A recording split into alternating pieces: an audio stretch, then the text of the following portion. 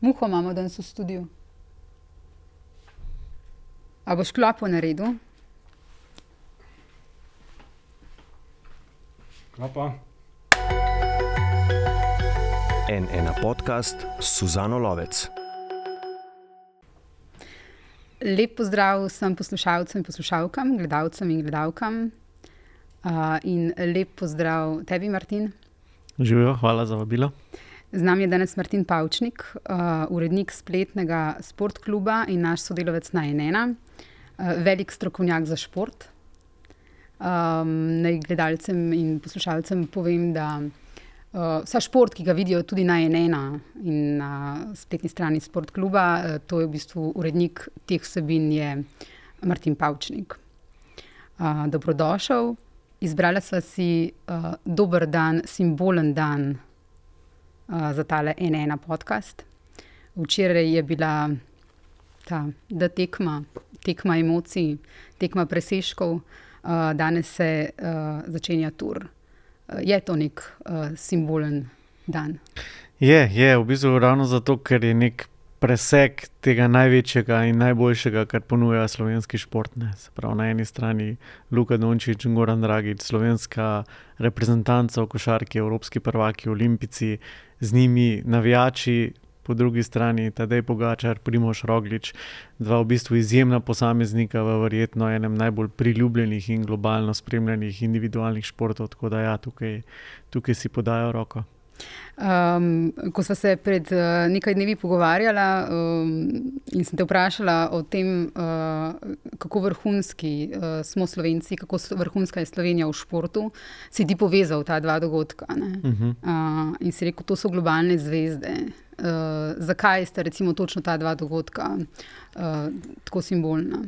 Mislim, sem že prej malo govoril o posameznikih, ne? Zdaj Slovenci vedno radi govorimo o tem, kako smo športen narod, pa se mi zdi, da v preteklosti absolutno imamo potrditve za to, ampak pogosto smo v bistvu dvigovali pomen določenih športov, ki so mogoče v svetovnem merilu vseeno malo potisnjeni na stranski tir ali pa manj izpostavljeni.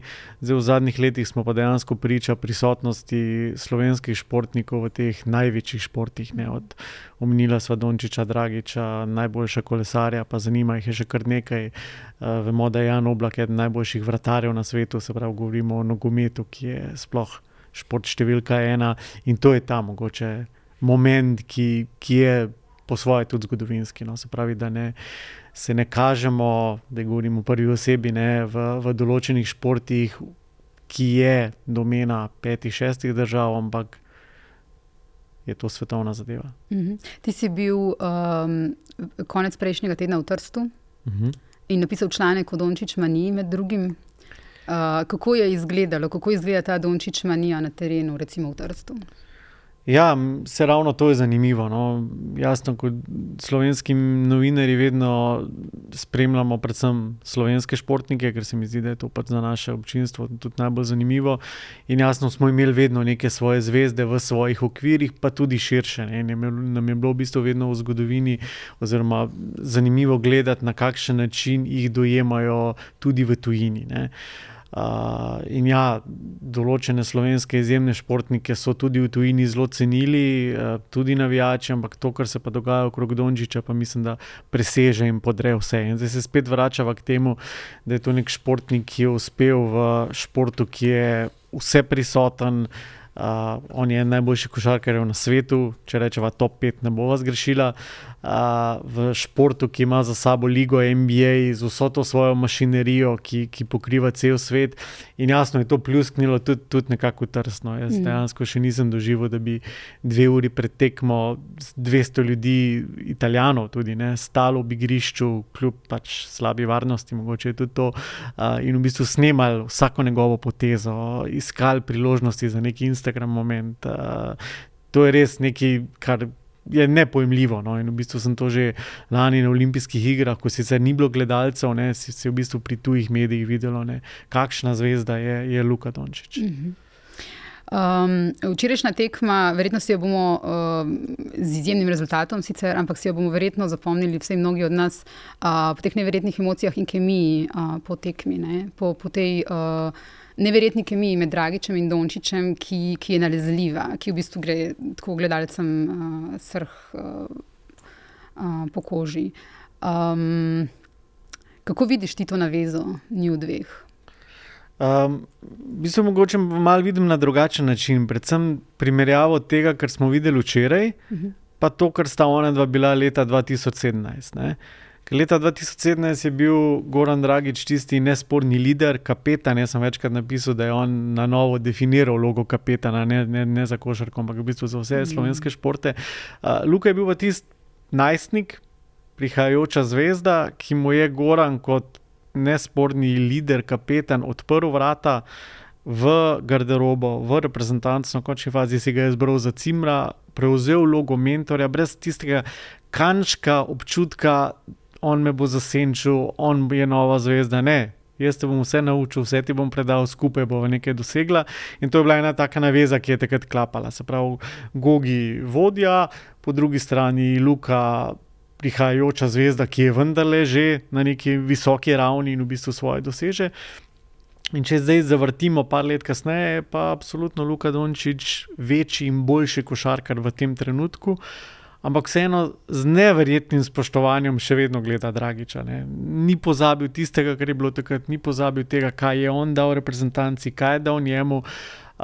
In v bistvu to povezovanje njuno včeraj je bilo res nekaj fascinantnega. No. Poleg tega tudi pač ta Dragićeva igra pri teh letih, pri tej karieri in obeh ta predanost reprezentanci. No, in ta je, kot si rekla, nalezljiva. Ne. Nalezljivo je še nekaj, pač ta zmagovalna miselnost, ta samozavest. Dejansko so vsi ostali videti boljši, ko sta ona dva zraven. Pač dejansko imata oba to moč, da prevzameta nase breme. Hkrati sta oba dva pač specifična igralca, ker igrata žogo in v bistvu kreirata napade, iščeta svoje igralce in nekako se vsi znajdejo v položajih, v katerih se sicer ne bi, zadevajo, mečejo, se čutijo močne in to je tisto, da se ponovim, ostale delata boljše. Odlično. In ljudi na tribunah delata boljše. Ne? Odlično. To je verjetno največ, kar lahko človek da in športnik tudi. Absolutno. In to, kar mi je najbolj smešno, da sem malo grdo besedo uporabil, ne? Ta tekma je bila v narekovajih samo ena od kvalifikacijskih. Po rangu povsem enaka kot tista Slovenija-Finska novembra oziroma februarja. Ne? Ali pa Slovenija-Švedska novembra, ampak vendar je bila nekaj več. Ne? Imela je neko svojo težo, Dragićeva vrnitev, Dončić z novo reprezentanci, posledično polne Stožice, to večno slovensko-hrvaško rivalstvo. Vse se je združilo na tej tekmi. No? O tej zmagovalni miselnosti, ki si jo omenil, je Boštjan Videšek za ena ob olimpijskih igrah napisal eno kolumno in je točno to pripisal tej reprezentanci. Ekipa, ki je na olimpijske igre prišla izključno in samo po zlato medaljo, je ostajala od mrtvih, ni hotela umreti, ni priznala predaje, vedela je, česa je sposobna, ni se ustrašila ne pritiska, ne uspeha, ne tekmeca, ne prazgodovine in ni se zadovoljila z nedoseženim. On piše o tem, v bistvu, da je ta reprezentanca šampionska ravno zato, ker ne pristaja na vlogo poraženca in da tudi ko je poražena, da v bistvu so ti porazi drugačni, da so presegli te posledice kolektivno obsesivnih, kompulzivnih motenj, travm, uravnilovke in mediokritete. In pravi on iskreno, k vragu s pridnostjo, disciplino, ubogljivosti slovenska košarkarska reprezentanca je poosebljanje igrivosti, domišljije, svobode, inventivnosti, energičnosti in duhovitosti. In to je verjetno to, kar jih dela drugačne ta zadnja leta od športa, ki smo ga bili vajeni, recimo, pa te travme slovenske, ko je nekdo slabši. Niti ne gre samo za košarkarsko reprezentanco. Mislim, da je to neka narekovajih problematika bila na splošno slovenskega športa. Biti prehitro zadovoljen z nekim ciljem, biti v glavi in svojem zavedanju majhen. biti premalo drzen. Zdaj mi tle lahko to govorimo, ampak ja, te zadeve so zaznamovale slovenski šport. Ne. Se pravi, se zadovoljiti mogoče z etapnim ciljem, čeprav obstaja še nek večji cilj. Ne. Biti v bistvu že vnaprej prepričan, da je nekdo močnejši, nekomu priznavati, štartati na drugo mesto. Vse to so ene zadeve, ki so zaznamovale slovenski šport in verjetno tudi kot narod. Ne. Sej šport je zelo pogosto prenosljiv na številna družbena in druga področja. Ne. Je pa ta poanta Boštjanova gre tudi v smeri, da ko vzameš to kot igro, ko se čutiš, da si zmagovalec, to takrat, ko zgubljaš, v bistvu si na en način zmagovalec, ne, ker se ne prepustiš temu patosu poraza v smislu, zdaj pa je konec vsega. Ne, absolutno. Mi zdaj tle lahko filozofirava, vneseva v ta pogovor ogromno tujk, ampak Luka Dončić o tem ne razmišlja. Ne. On se igra. Yeah. To je ena tistih najbolj pogostih. On se je prišel igrati in on bi rad zmagal. Vse to midva lahko razlagava, midva lahko pojasnjujeva, iščeva nekaj, ampak on se preprosto igra in išče perfekcijo na nekih drugih ravneh. In to je v bistvu tisto, kar ga dela boljšega in kot sem že prej rekel, potem preko njega dela boljše vse ostale. Pa zdaj jasno, govoriva skozi o Dončiću, Dragiću, nismo ostalih menili, ampak to je pač tudi specifika športa. Ne? Vedno je nekdo tisti, ki izstopa in on tako izrazito izstopa, da je to povsem logično. Jaz mislim, da enkrat Jaki Blažiču, ki ga zelo spoštujem kot košarkarja, sem tako v pol neuradnem tonu rekel, pa te mot, ker dejansko te vedno sprašujemo o tem. Pa je rekel, mot, on je najboljši košarkar na svetu, mi smo lahko veseli, da je naš prijatelj, naš soigralec in je to povsem logično, naravno. Meni se zdi lepo, da z njim igramo v tem slogu. Dr. Gregor Starc z Fakultete za šport je prejšnji teden v rubriki Poglobljeno, v kateri smo sicer pisali o tem, na kak način naj se otroci gibljajo tudi zdaj med počitnicami, se dotaknil tudi vrhunskega športa in to vrhunskost slovenskega športa pripisal tudi tej pripravljenosti in gibalnih sposobnosti mladih. To, na kak način se gibljajo. Zdaj med epidemijo, on poudarja, so padli otroci, se to blazno pozna, ampak glede na to, da so bili prej na zelo visoki svetovni ravni naši otroci, so v bistvu še vedno boljši kot večina drugih. Ne? On naredi to primerjavo, recimo tik pred pandemijo v letu 2019 smo delali analize, pravi, za šole v Španiji in videli, da povprečen španski otrok ne sega višje kot med 20% najslabše gibalno učinkovitih slovenskih otrok. Torej, razlika med našimi otroki in preostalimi je bila ogromna in iz tega tudi izhaja ta uspešnost Slovencev v vrhunskem športu. Skratka, to delo od malega. Ja, sigurno je to eden od elementov. Mislim, da v tujini me dostikrat vprašajo, kaj je skrivnost slovenskega športa, da ste v toliko različnih panogah, ker to mislim, da je tudi specifika. Prej smo govorili o kolesarjih, nogometaših, rokometaših, košarkarjih, hokejistih, individualnih športih. Nisva še niti do zime prišla, ki je za Slovenijo tako specifična.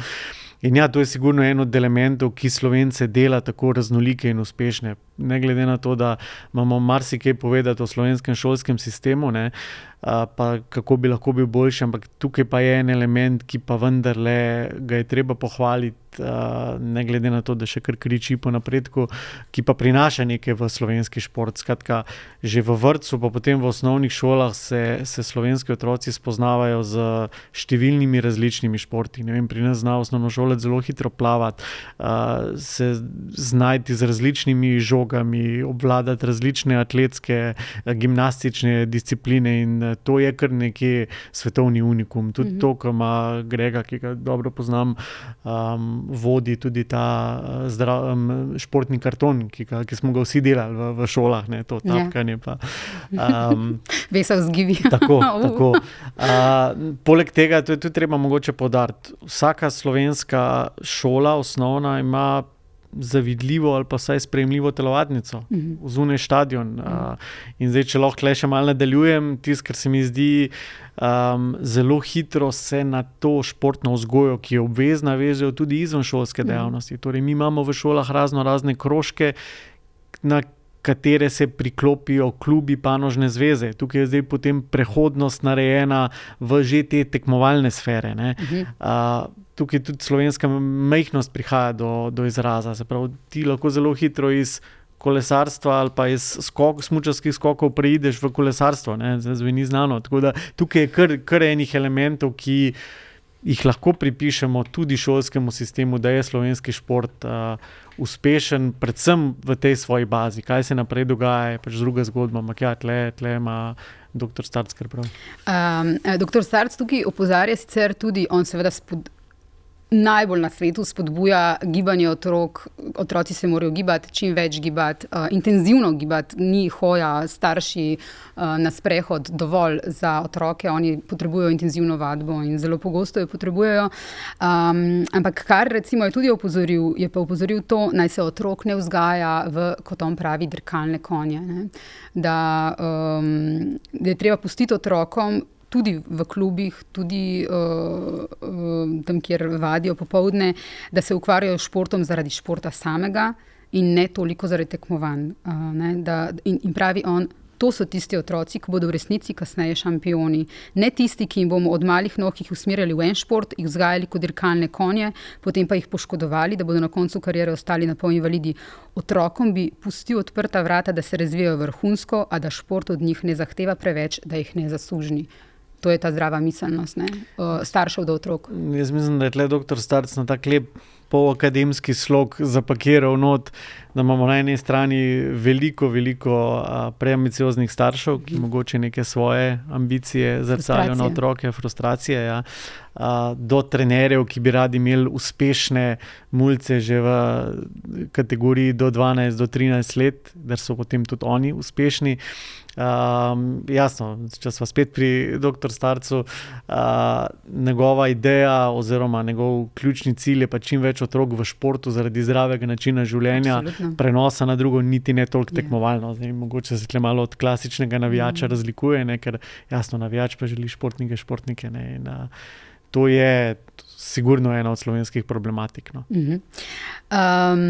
Če ti še smem to reči, ker zakaj, ne, jaz tudi ko svojo hčerko gledam, ne, igra košarko, brez nekih mojih hudih ambicij, ne, ampak kaj je ona s tem dobila, ne, v teh 3-4 letih? Dobila je nek nov krog prijateljev, dobila je nek občutek hierarhije, pomembnosti, vloge, v končni fazi tudi trenerske avtoritete, pa 4 do 5 na teden je športno aktivna in takrat nima v roki telefona. Ne. In ne glede na to, koliko časa bo v tem not, je to win-win situacija. No. In mislim, da je tudi to ena to stvari, kjer je Grega govoril. Absolutno. O turu, torej, ki se začenja, če lahko še nekaj rečeva, kolesarstvo je... Brala sem tudi te znanstvene članke o kolesarstvu. To je v bistvu izjemno boleč, trpeč šport. To je šport, kjer gre človeško telo čez take napore, da so v bistvu nepredstavljivi. Ne. Tudi način, na kako izgledajo kolesari po teh etapah, ne, se vidi to trpljenje telesa. In vendar grejo čez. Imaš ti za kulisja mogoče kakšne informacije ali podoživljanja, na kak način oni, ker jasno je, da oni to bolečino, da v športu se bolečino verjetno drugače doživljamo kot v drugih delih našega življenja, da je ta bolečina nekako osmišljena. Je to tisto, recimo, kar kolesarja izvleče ven iz tega, da ne klone pod to bolečino? Zdaj, najprej, da čisto iskreno povem, jaz s kolesarstvom se tako zelo podrobno nisem ukvarjal, ne, čeprav sem ga tudi spremljal na olimpijskih igrah, ampak mislim, da je dosti podobna zgodba tudi v drugih športih, čeprav je kolesarstvo tukaj izrazito, ker pač je telo tisto glavno. Ne. Ampak ja, mislim, da bolečina je nekaj, kar je, pa tudi trpljenje v končni fazi je nekaj, kar športnik sprejme kot neko ceno. In ne razmišlja o tem, kako trpi, in dejansko gre tle za podrejanje vsega nekemu končnemu cilju. Ja. In ja, je usmišljeno, je v končni fazi sprejemljivo in veš, da bolečine, trpljenja ne čutiš le ti, ampak tudi tisti, ki zraven tebe sopiha. Ne. Je pa pri kolesarstvu dejansko zelo to zanimivo, kako zdaj Slovenci z Rogličem in Pogačarjem na novo spoznavajo kolesarstvo oziroma si pišejo ta ABC kolesarstva, ker to vendarle ni nogomet, košarka, šport, ki jo ljudje vedno spremljajo, pa vse vejo, pa smo vsi selektori. Kolesarstvo ima ogromno enih specifik, zakonitosti, ki jih je mogoče nekemu laiku, ki zdaj prvič gleda zaradi dveh izjemnih Slovencev, težko razumeti in sprejeti v končni fazi, ne. Tukaj od tega, da je nekdo v štartu označen za pomočnika, ne glede na to, da se on dan lahko počuti močno, do stvari, ki si jih ti omenila. In ja, ima kot vsak šport tudi nekaj svojih zakonitosti. Kot je nekoč rekel Murakami, ki poleg tega, da piše knjige, tudi teče maratone, pain is inevitable, suffering is optional. Torej, bolečina je neizbežna, ampak trpljenje je pa tisto, ki ga lahko pri športu vsej izbiramo, ali gremo v trpljenje ali ne. In nadzorujemo deloma tudi. Ti skoraj 24 let pokrivaš šport. Najprej si bil pri ekipi, potem res dolga leta na Siolu in od lani Sportklub oziroma na našo srečo tudi N1. Me zanima, kako opazaš, na kakšni točki je športno novinarstvo in kaj se recimo v teh letih, odkar si ti v novinarstvu, spremenilo v njem? Na točki je absolutno na takšni, da bi bilo lahko veliko boljše. Tukaj za začetek mogoče niti ne bi toliko zelo se omejil na samo športno novinarstvo, ampak bi športno novinarstvo kot tako vklopil v celoten novinarski konglomerat in sama veš, da tam nekje po enem letu 2008 je skupaj z gospodarsko krizo prišlo tudi do precejšnje krize medijev. In absolutno so medijske hiše krčile svoje budžete, krčile svoje redakcije in seveda je to se poznalo tudi pri medijih in ne pri športnih medijih. In mislim, da marsikatero športno uredništvo je precej šibkejše, kot je bilo. In tisto, kar pa mogoče je tukaj najbolj očitno, je pa to, da ta šibkost se pozna pri tem, da sami novinarji pogosto niso več taki specialisti za določene športe. Kar pomeni, da se v določeni medijski hiši lahko nekdo ukvarja tudi s 5 do 6 športi, kar posledično pomeni, da ne more biti tak insider, da ne more biti toliko na terenu, da ne more v končni fazi biti tudi tako kredibilen, kot je bil lahko nekdo pred leti, ko se je res posvečal enemu športu, da ne govorimo o tujini, kjer se posvečajo enemu klubu, lahko tudi samo, ne. Tukaj se mi zdi, da se je malce škoda naredila. Pri krčenju se je jasno poznalo to tudi pri službenih poteh. Kot novinarka veš, da teren je tisti, ki ti da največ. Ne glede na to, da so se spremenili načini komuniciranja, da so informacije zdaj dostopne bolj kot kadarkoli. Naslednja stvar, ki pa me tako osebno moti, pa vem, da jo delamo vsi, je pa pač malo podleganje sodobnim trendom pretiranega ugajanja bralcev, no. Ali pa občinstvu, ki pa vendarle je včasih išče tudi kakšne precej, kjer mogoče kakovost ni na prvem mestu. Ok, recimo, kaj imaš v mislih?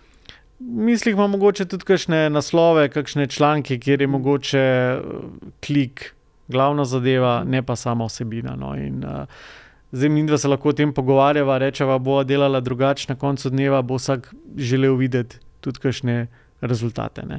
In tle se mi zdi, da se vsi včasih lovimo v kakšnem krogu. No, ampak verjetno vztrajaš, da se pod nek nivo ne gre, ne? Absolutno. Samo verjetno, če pa sploh ne bi nihče gledal na rezultate, bi bi vsi delali po svoji vesti, verjamem, da bi bile vsebine drugačne, no. In tukaj zdaj spet ne gre vsega na novinarje valiti, kot sem rekel, tle gre zdaj ugajanje bralcev, ne. Zdaj občinstvo vendarle očitno zahteva in ima raje tudi določene druge vsebine, ne, podajanje na drugačen način, no. To je nek začaran krog, v katerem se vrtimo, no. In kjer je treba paziti, da ostanete na tej špuri, ki je začrtana. Slavko Jerič je napisal, športni novinar iz RTV, knjigo Čista desetka in piše o športnem novinarstvu. Pravi, športnim novinarstvom se ukvarjam vse življenje, dobro poznam uradne definicije, kljub temu ne mine dan, ko se ne vprašam, kaj sploh opredeljuje šport in zakaj se je z njim vredno ukvarjati na profesionalni ravni. In se ob iskanju odgovora vedno ustavim pri pomenu zgodb. Potreba po obujanju in pripovedovanju dogodkov, klesanju izkušenj, oblikovanju znanja in prenašanju modrosti je nastala davno, preden človek izumil način, kako zgodbe ohraniti v pisni obliki. Skratka, športno novinarstvo so v bistvu zgodbe, ne? Je pisanje zgodb. Ja, absolutno. Na eni strani so pač podajanje informacij, rezultati, tisto, kar je pa nadgradnje in kar mislim, da ti bo večina novinarjev rekla, da najred dela, so pa zgodbe. Ne?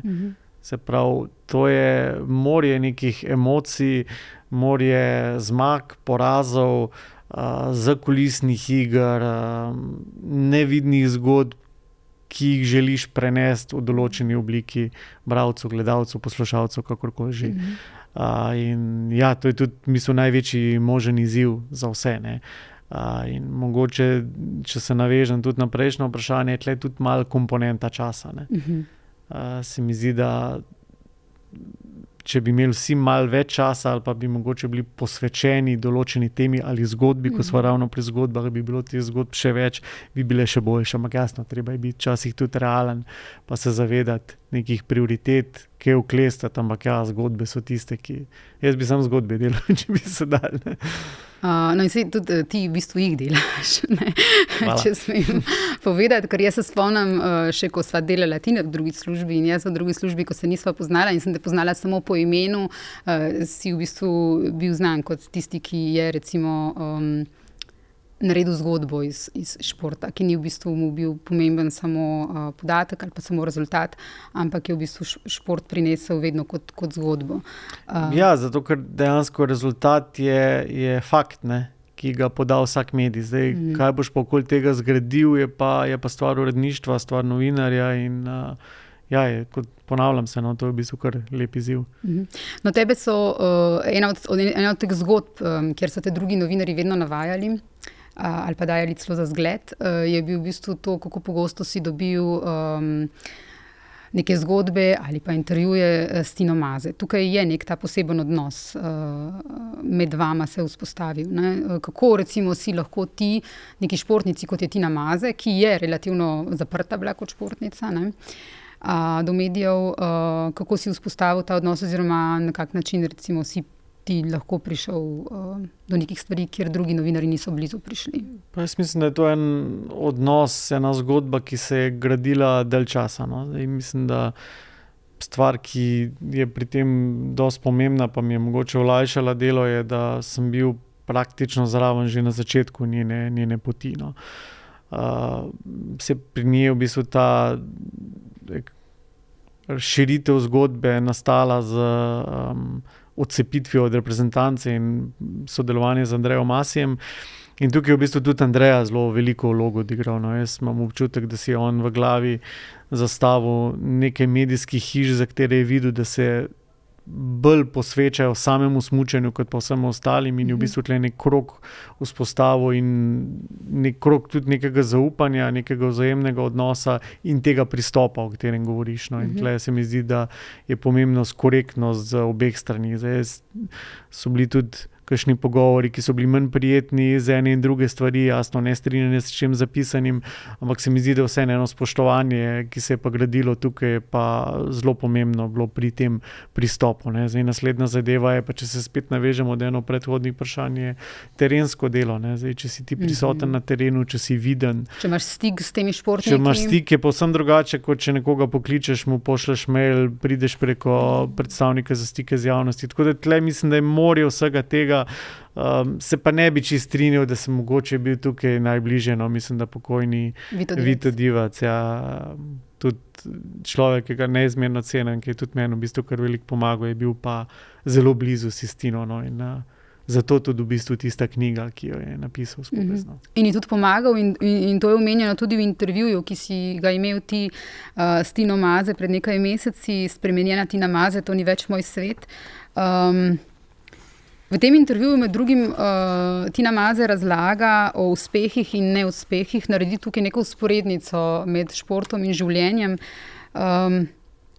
Ona pravi tebi, imate prav, danes so zmage medijsko izpostavljene, porazi pač ne. Toda neuspehi človeka oblikujejo. Uspeha ni brez neuspeha. Uspeh me nikoli ni prizadel, saj je nagrada, je veselje, od tega pač ne more živeti. Tudi življenje niso le uspehi, so tudi porazi in pomembno je, da kot človek najdeš pravo ravnovesje in se znaš iz neuspehov tudi nekaj naučiti. Šport torej, Martin, kot neka učilnica za življenje?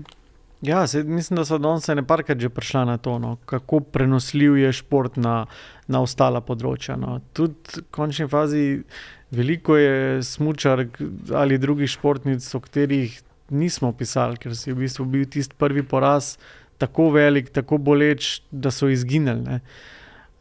Zato ja, pri Tini je ta njena vztrajnost, je pobiranje po porazih, je mogoče tudi neka miselnost, kjer je cilj mogoče včasih zelo pomembnejši od poti, kar ima močno sporočilno vrednost. No. Ja, ta učilnica, jaz absolutno športa nikoli nisem hotel gledati kot neko zaprto škatlo. Ne. Vedno me je zanimalo, na kakšen način se lahko odslikava to na nekih drugih življenjskih področjih. In vem, da ko sem še v prejšnji službi si zamislil rubriko, ki smo jo s kolegi zelo dolga leta peljali in jo zdaj še peljejo, druga kariera, je bilo zelo pogosto vprašanje. Se pravi, tukaj smo se pogovarjali z že upokojenimi športniki, kaj jim je šport dal, in vsi govorijo o nekih delovnih navadah, o vztrajnosti, o tem, kako v bistvu te prvi poraz ne sme potreti.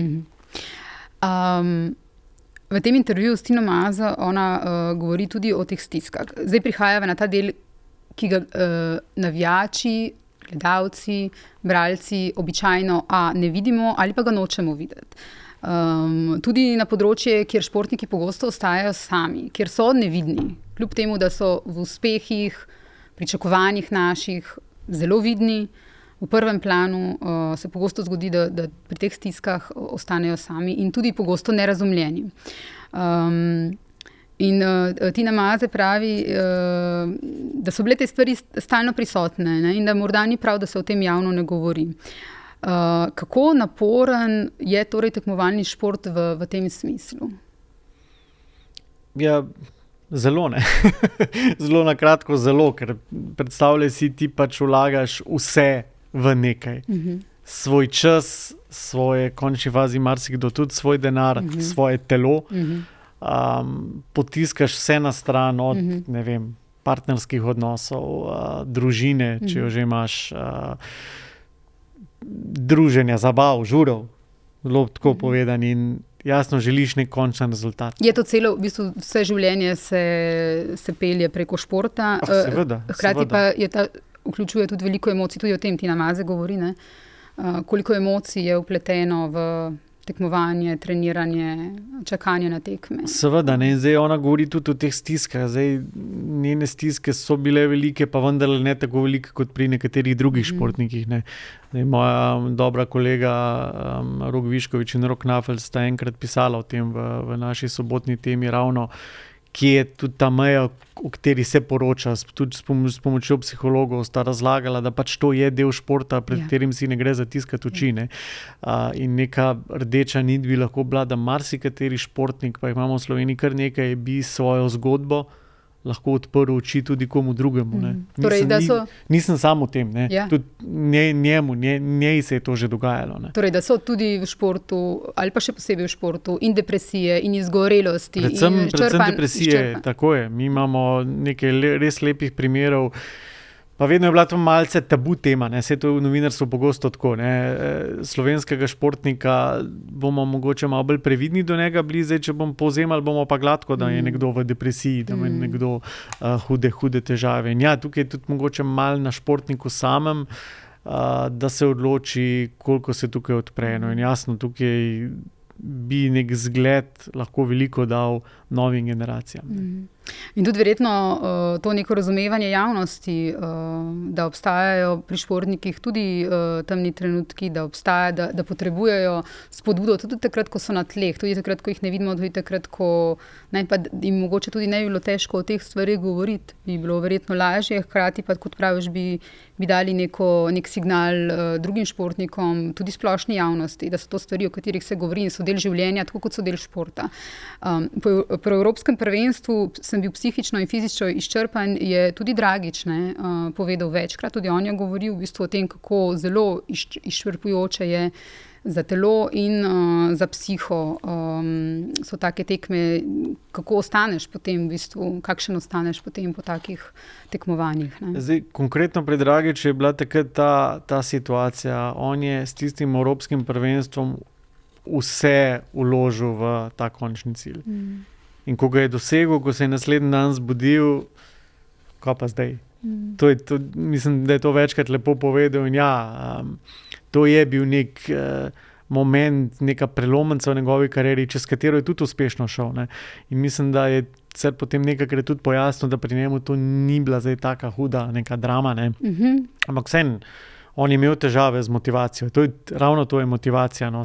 Spet smo pri tem, da se v življenju je verjetno zelo podobno, ne. Tudi na nekih drugih področjih. Se pravi, se motivirati, se gnati, vedno za nove cilje. In jaz ravno zaradi tega tako zelo spoštujem tiste največje šampione, ki v seriji dosegajo določene rezultate. Ker ko ti enkrat zmagaš vse, kar se zmaga da, kaj ti še ostane? Še enkrat isto ponoviti, še bolj močno, še močneje, še jasneje vse premagati. Kaj tisto, kar te še žene naprej? Ne? Ker marsikdo bo rekel, saj so fantje dobro plačani. Saj so, sam mislim, da na štartu pa med tekmo nihče ne razmišlja o dolarjih. Denarju, ne? Nihče. Ja. Ko ravno omenjava Dragiča, kar se je meni najbolj usedlo v tistih letih, ki mogoče šport gledam drugače kot nek klasičen športni navijač, so bile njegove izjave takrat, ko je v bistvu na višku te kapetanske kariere, kar si ti prej dobro povedal, kakšen vodja je postal, ne? V bistvu zgled in vodja, kako je on govoril tudi o drugih stvarih, ne? V življenju in recimo na kak način je opozarjal na pomen strpnosti, zelo pogosto je v športu, tudi sicer, ampak tudi v športu prisoten nacionalizem, ne? In recimo v enem intervjuju za Delo je bil zelo jasen, kako morajo biti ljudje strpni.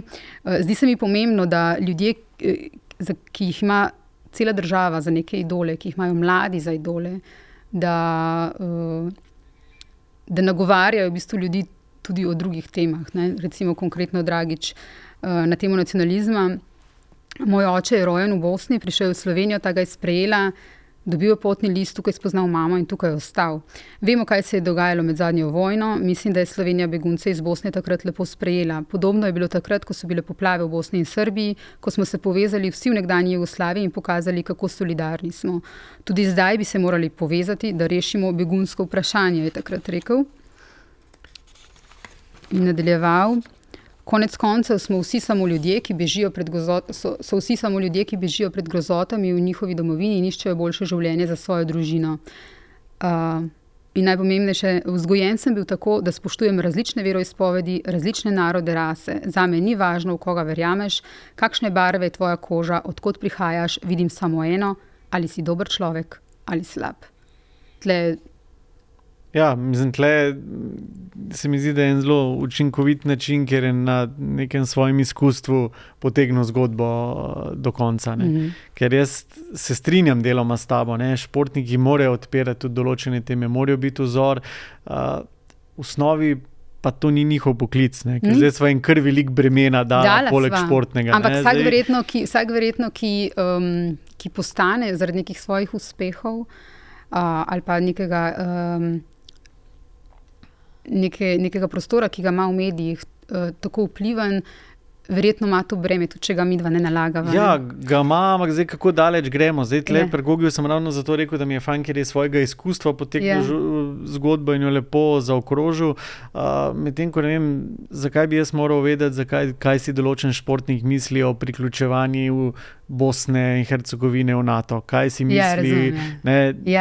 Rečemo, zdaj smo imeli v Ameriki nekaj zelo lepih primerov, ki je bil ta spet nek strelska tragedija v Teksasu in je Steve Kerr, trener Golden State Warriors, udaril po mizi, povedal, ampak tudi zatem se je nekaj osebnega dogajalo. Njemu so očeta na podoben način ubili. Se pravi, ta čustva so privrela na dan. Je pa to nekaj, kar je cel svet si je ogledal ta posnetek? Absolutno, cel svet. Ker je bilo iskreno, ker ni bilo naučeno, ker ni imel listka, zdaj moram pa jaz to povedati o istospolnih porokah ali čem drugim. Se pravi, množici tem, ki so odprte, pa še enkrat, zdaj, ali je športnik res tisti, ki mora vsem imeti svoje mnenje, ga vsem deliti. Se mi zdi, da če je neka naravna zgodba, če ima neke izkušnje s tem, absolutno je zaželeno in prav. Da osvešča in da pomaga, recimo pri različnih temah, da pomagajo osveščati. Se strinjam. Ne bi mu pa resno, zdaj sva res malo veliko bremena in naložila. Rada nalagam breme. Kako pa vidiš šport, prej sva govorila o športu kot zgodbi, kako pa ga vidiš šport med igro, poklicem in biznisom? Kje je? Je verjetno vse to troje? Ja, vse je. Ja. In če vse troje obvladaš, si najboljši. Zdaj rekla sva, Luka Dončić, njemu je igra. Skozi to igro je prišel do biznisa in tekmovalnosti. Vse je del tega in absolutno biznis se vrti okoli športa. Zato se mi zdi šport pogosto tudi v slovenskih krogih pretirano samoumeven pa podcenjen celo. Samoumeven v smislu, mogoče smo zdaj videli to v času epidemije, ki je bil dejansko ni bil deležen skoraj nobenih ukrepov oziroma dolgo ni bil. Tudi v političnih zelo soočenih ga ni bilo na mizi, ker je kot še enkrat samoumeven. Mislim, da je celo zdaj že nekdanja ministrica enkrat rekla, da se športniki se nekako znajdejo. Ta miselnost pa ni čisto tako. Treba je vedeti, če grem na malo slabšo plat, mnogi slovenski klubi, panožne zveze životarijo. In če ni tukaj tega impulza družbe, tudi države, se mogoče čez par let ne bova tle pogovarjala o toliko izjemnih športnikih. In to se je zelo poslabšalo med epidemijo, ne? Se je, s tem, da bi jaz zelo se dal roke stran od tega, da bi na določeno politično opcijo kazal. Mislim, da so vse vlade do zdaj, pa se je kar nekaj zamenjali, pa kar nekaj kombinacij koalicijskih je bilo, so imele zelo podoben odnos do športa. In jaz po svoje tudi razumem zdaj znotraj, ko nastane neka krizna situacija. Seveda, pomaga se šibkejšim. Zdaj, ko je lakota, ko so zdravstvene težave, ko je brezposelnost, so to osebne stiske, šport se pa dojema nekaj, to je pa za zabavo, for fun zraven in bomo že počakali. Vendarle tukaj govorimo o tej podcenjenosti športa. Zdaj smo govorili, kaj vse bi športnikom naložili, prej smo govorili o tem, kako pomemben je šport za gibalni razvoj, ker zdrav duh, zdravo telo, povezava je več kot očitna. Do tega, da je šport tudi, pa sva zdaj, da se navežem na tvoje zdajšnje vprašanje, je tudi posel. Tle pri nas pogosto pridemo do vprašanja velikih prireditev, ki se jih jemlje kot strošek, ne pa kot poslovno priložnost. Tukaj govorimo o tem podcenjenosti. Šport je posel, šport je panoga, šport je v končni fazi tudi gospodarstvo. Tega v Sloveniji ne znamo dobro izkoristiti, tega dela. V določenih momentih smo ga, ampak pogosto, ko se gre za organizacijo tekmovanja, to je pa strošek, to je pa delo, ne pa poslovna priložnost. In tukaj se mi zdi, je ravno s temi športniki, ki so na voljo, vendarle še kar nekaj prostora. Je iz tvoje kariere, recimo, bi izpostavil kakšno državo ali pa kakšen klub ali pa šport, kjer znajo to drugače delati, ki bi bil za zgled recimo Sloveniji, recimo država? Ja, sigurno zelo rečemo, kar Avstrijci delajo, če smo najbližje, ne, s svojim alpskim smučanjem, to je nek moment, ne. Kako so Nemci v bistvu celoten svoj klubski šport dvignili na neke višje obrate, je tudi fascinantno. Pa ne glede na to, da v določenih športih mogoče niso najboljši, ampak kako imajo oni vse te klubske tekmovanja urejena, je absolutno lep zgled. No. Do organizacije samih velikih tekmovanj, kjer se, to pa zdaj govorimo o številnih drugih državah, kjer se razume, da so prihodek tudi navijači, ki pridejo, spijejo pivo, kupijo šal, kupijo razglednico. Jejo v gostilni. Tako, in vidijo lepote države, ne? Če govorimo zdaj o Sloveniji, ki tako zelo radi poudarjamo, da je lepa in dostopna, in tudi je. Ne? Jaz blazno dobro počutim v svojem mestu in svoji državi in je lepa. Ne? In šport dejansko to lahko prinese. Govorila sva že nekaj o emocijah v športu in kaj vse prinesejo s sabo. Prinesejo pa verjetno, ali pa so povezane tudi z nekaterimi negativnimi stvarmi, torej omenila sva že nacionalizem, ki je med navijači pogosto prisoten. Kako recimo a imaš kakšno rešitev, kako bi ohranili šport, kako narediti, da je navijanje samo ponos ali pa podpora, ne pa tudi nacionalizem. Poznamo te izgrede, to se dogaja še v 21. stoletju. Obstaja tukaj neka rešitev, ali po čem recimo športni novinarji razmišljate, kako se izogniti nacionalizmu, seksizmu v športu? Tega je izjemno veliko, recimo v športu. Zdaj, ko govorimo o nacionalizmu, zelo tanka je meja med domoljubjem pa nacionalizmom. Tako. Ne samo v športu, zdaj smo spet pri tem. Šport ima pa ta problem v narekovajih, da mu je imanentna tekmovalnost, imanenten mu je clash. In tukaj v bistvu ravno hitro preskoči ta iskra. Zdaj, moje pojmovanje tega je, kako bi temu rekel, da dokler spoštovanje ali pa v končni fazi tudi navijanje za nekoga ne izključuje drugega, ni izključevalno ali celo sovražno do drugega, je ok, smo v redu v okvirih. Ko to presežeš, imamo težavo. In ja, ravno tukaj je mogoče šport lahko veliko večji zgled. Ne? Je pa te zadeve ravno zaradi čustev, ravno zaradi nepredvidljivosti teže kontrolirati. Sama tekma prinese ogromno nekih nepredvidljivih situacij, čustva so izjemna, glave so vroče, že pri samih športnikih, tudi navijačih, rečeš, storiš kaj, kar sicer mogoče tudi ne bi. Ne? In to je absolutno ena težava, verjetno za dodaten podcast. Ne? Podobno je s seksizmom, ne, ki absolutno ga šport, kot vsa družba, druga področja razkriva. S tem, da pri športu je mogoče specifično tudi malce to, da če smo zdaj pri seksizmu, če ženske nekoč niso smele niti nastopati in spremljati tekmovanj, se pravi, to je bilo tudi eno od temeljev tega ločevanja. Ne, in se je absolutno to ohranilo za danes, čeprav se mi zdi, da se tukaj delajo kar veliki koraki. No. Je pa veliko mogoče, to boš ti bolj ocenila kot gledalka, ne, tega prikritega seksizma, ne, ker tudi seksizem ima veliko različnih stopenj in marsikaj ti dojemaš kot seksistično, pa jaz mogoče ne. Hočeš reči, da sem jaz bolj občutljiva na to? Mogoče, ne vem. A je seksizem, če mi dva delava v isti službi, ne, isto delovno mesto, je logično, da bo imela isto plačo. Ne. Ja, ženske so pa v športu dosti slabše plačane. Ampak a je to seksizem ali je v bistvu narekovanje samega trga, da ima Luka Dončić tako plačo, te je Oblak pa tako, ne? Ker dejansko on s tem svojim delom ustvari ta kapital, ker dejansko je tukaj tudi razlika med določenimi športi. Zakaj nek kajakaš je slabše plačan od nogometaša? Ker pač nogomet kumulira toliko več kapitala, ker ima veliko več občinstva, ker ima veliko več posledično medijske pozornosti, pokroviteljev, prodaje artiklov. Ne? Se pravi, tukaj ni vse seksizem, kar mogoče deluje na prvi pogled. No? Se pa strinjam, da že novinarji na kak način novinarji pokrivajo, komu posvečajo več pozornosti, koliko pozornosti mogoče dobijo. Mogoče tudi z besedami. Ne? Zdaj, z besedami tudi. Mogoče kdaj tudi nezavedno izpostavljaš eleganco, mogoče pri športnici, moč pri moškemu, pa ni to zdaj zavedno, ne? Ampak oziroma z neko intenco. Je pa treba verjetno na to, zato še toliko bolj upozarjati, enako kot pri nacionalizmu, ne? Ko se pojavi vsakič znova obsoditi, da nam pride v kri, da gledalcem pride v kri, da neke stvari niso same po sebi umevne, ampak da morajo biti da niso v redu. Ja, absolutno. Ja. Prej si omenila tudi določene izgrede.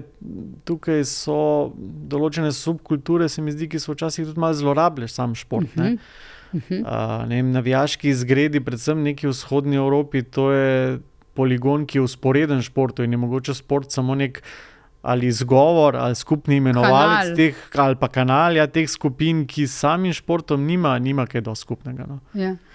Bila potrebna pa tudi neka vzgoja za navijanje, če se malo pošalim. Ne, definitivno, ja. Če smem še od športa malo k tebi spet zajadrati in k novinarstvu, ti prihajaš iz znane družine pravnikov. Tvoja mama in oče sta bila predavatelja na pravni fakulteti, sta znana pravnika. Oče se zdaj poslavlja iz ustavnega sodišča.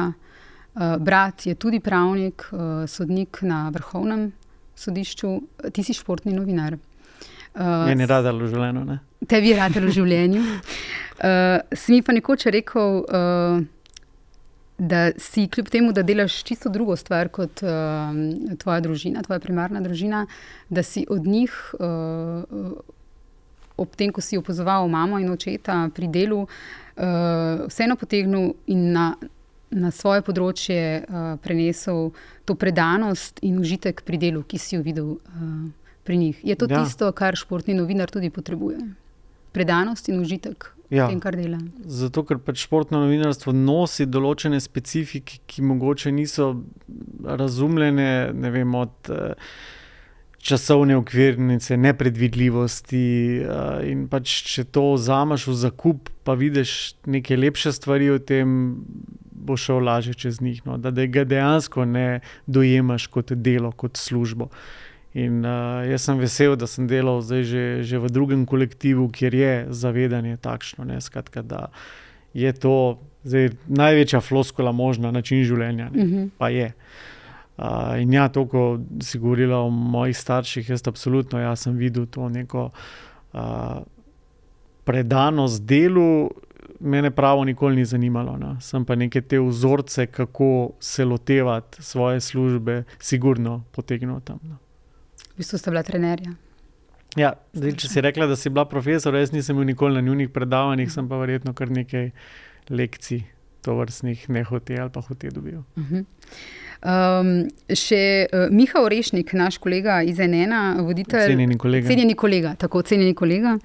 Cenjeni kolega Miha Orešnik je prosil, da te vprašam nekaj, in sicer, zakaj novinarji, pa tukaj ne misli samo športni novinarji, ampak splošno novinarji, zelo pogosto športnike imenujejo, torej rečejo ime njihovo, pa vikajo. Torej, Luka Vi, ne pa gospod Dončić.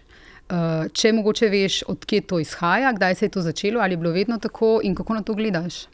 Ker recimo nekega poslanca mu ne rečejo, novinarji običajno vikanje pa njegovo ime, ampak rečejo gospod Tapata ali pa gospa Tapata. Zdaj, če začnem na tem končnem delu, verjetno tudi zaradi tega, ker se pa šport vendarle dojema kot neka bolj sproščena oblika aktivnosti. Ne? Sej tudi verjetno določenim glasbenikom, rock zvezdnikom v Sloveniji tudi se ne jih naslavlja s polnimi imeni in priimki. Napačnega človeka to sprašuješ, ker jaz skoraj vse vikam, ampak jaz sem tle zelo zategnjena. Ne, vikam ker se mi zdi to neko dolžno spoštovanje. No? Zdaj, zakaj z imeni? Mislim, da predvsem v člankih ali pa tudi televizijski komentatorji želiš biti čim bolj raznolik in pač uporabljaš različne oblike. No? Vikanje bom vedno pristajal na vikanje, zdaj ja, mogoče bi bilo malo drugače, če bi bil gospod Čančar, gospod Dončić, bomo probali. Ni dobro vprašanje, moram reči. Je bilo pa po tvojem vedenju vedno tako, to se ni spreminjalo verjetno v zadnjih 10 letih, ne? Ja, jaz sem začel šport spremljati, ko je bil naš Bojan, ko je bil naš Rok, naša Mateja, to je bilo že bolj domače, bi težko bilo, ne? Tako da, je kar tako, tak način uveljavljen. Slavko Jerič, že omenjeni, pa sprašuje, koliko časa je trajal avtobusni prevoz do kraja Rosa Hutor, in drugo vprašanje, po čem si najbolj zapomnil igre v Sočiju?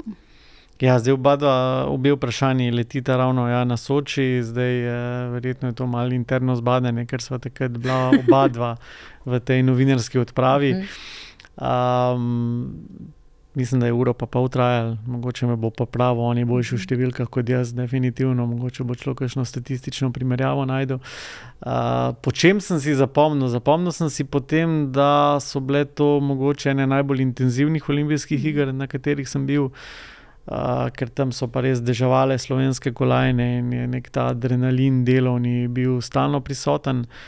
Rekel bi tudi, da so bile zelo zgledno, kar se tiče prevoza in ostalih namestitvenih zmogljivosti, urejene igre. In jih imam v lepem spominu, no. Tudi po lepem vremenu. Zdaj, zakaj je bilo sredi zime v 3 tednih mogoče en deževen dan pa sonce, to je mislim, da vprašanje za koga drugega, ampak imam v lepem spominu tiste olimpijske igre. Ok, hvala lepa, Martin. Se ti zahvaljujem za ta pogovor. Obenem upam, tako če naredim še nekaj rezime, da bomo iz športa jemali tisto najboljše, kar nam šport daje, to, kar sva že vse danes omenila, torej neko učenje za življenje, te pozitivne emocije, podporo ljudem tudi takrat, ko niso na vrhuncu, ampak ko so nekje na sredi ali pa mogoče celo v nekem peklu, o katerem je treba tudi govoriti. Ko se bomo znali učiti tudi iz življenja športnikov, da bomo sami čim več športali, se gibali na kakršnekoli načine, ker je to pomembno za zdravje, fizično in psihično. Želim si, da bi bilo čim manj nacionalizma v športu in čim manj seksizma in da bi na to opozarjali. Še enkrat se ti lepo zahvaljujem in vam želim na Sportklubu uspešno delo. Hvala, ker prispevate te članke izjemne za N1. Poslušalcem, gledalcem, poslušalkam, gledalkam, pa tudi hvala za pozornost. To je bil še N1 podcast, ki ga najdete na n1info.si in pri vseh večjih ponudnikih podcastov. Hvala, Martin. Hvala.